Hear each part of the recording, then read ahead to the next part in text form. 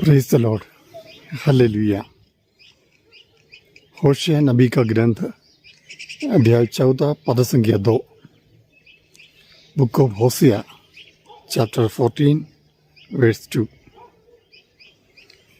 इस्राएल, तुम अपने प्रभु ईश्वर के पास लौट आओ,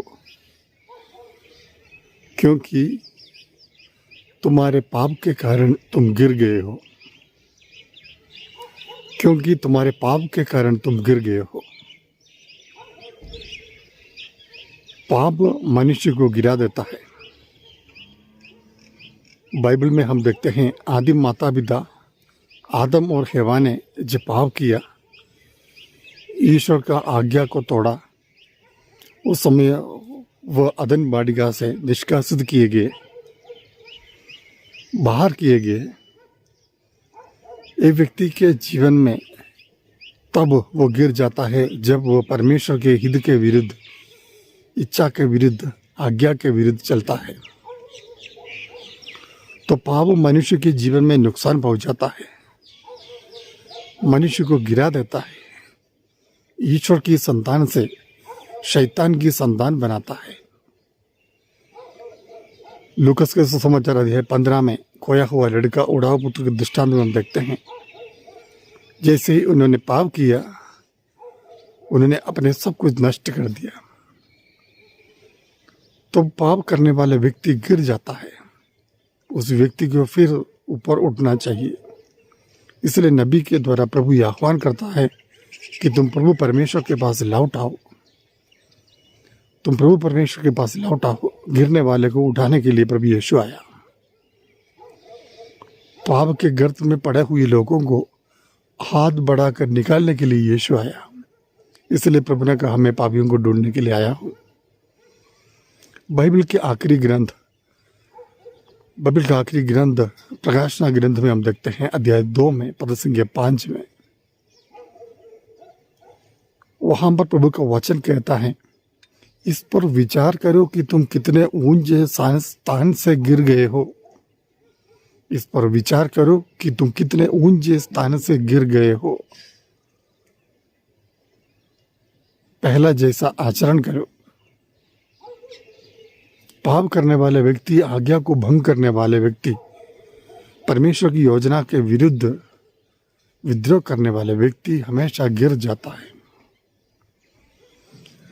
हग्गई का ग्रंथ अध्याय 1 में पद संख्या 5 में यह बताया गया है, वचन 6 में बताया गया है कि तुम अपनी स्थिति पर विचार करो। तुम अपनी स्थिति पर विचार करो। भाई और बहनों, हमें अपनी स्थिति पर विचार करना चाहिए। क्या हम पाप की स्थिति में हैं? क्या हम बुराई की स्थिति में हैं? मैं अपने जीवन में गिरा हुआ व्यक्ति हूं, मैं फेल हुआ व्यक्ति हूं, या मैं ऊपर उठा नहीं पा रहा हूं, मैं अभी भी वो गर्त में, वो कीचड़ में पड़ा हुआ व्यक्ति हूं।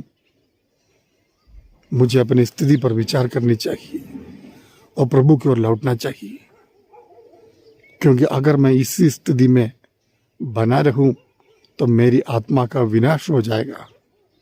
और प्रभु ये नहीं चाहता कि हम विनाश हो जाए, हमारी आत्मा नष्ट हो जाए। प्रभु इसलिए हमसे आग्रह करते हैं नबी के द्वारा कि प्रभु परमेश्वर के पास लौट आओ, तुम्हारे पाप के कारण तुम गिर गए हो। सोचिए, अपने जीवन में अनेक लोगों के जीवन में उनका पतन का कारण पाप ही है। बुराई को साथ देने के कारण, बुराई के प्रति, पाप के प्रति मन में लगाव उत्पन्न होने के कारण अनेक लोगों ने अपने जीवन में नुकसान पहुंचाया है। परिवार में अशांति की वातावरण निर्माण हो गया है, समस्या उत्पन्न हो गई है, परेशानियां बढ़ गई है, जीवन में हमेशा तंग की स्थिति आ गई है। तो हम अपने पाप की स्थिति से हम लौटें, हम प्रभु की ओर लौटे, अपनी स्थिति पर विचार करें। प्यारे भाई बहनों, हम कितने ऊंचे स्थान से गिर गए हैं। आइए हम अपने पापों के प्रति पश्चाताप करते हुए, अपने जीवन को टटोलते हुए हम प्रभु की ओर लौटें, यही सही समय है। प्रभु हमें आमंत्रित करता है। आमीन। हम अपनी स्थिति पर विचार करते हैं। परमेश्वर हम पर दया कीजिए ताकि हम आपकी ओर लौटे। हम चाहते हैं प्रभु, लेकिन अक्सर हम इस दुनिया के लोभ मोह में बंधे हुए हैं, शरीर की वासनाओं में बंधे हुए हैं। हमें छुड़ाइए प्रभु, ताकि हम पाप का मार्ग त्याग कर जीवन की राह पर मुक्ति के मार्ग पर हम आ जाए। आमीन।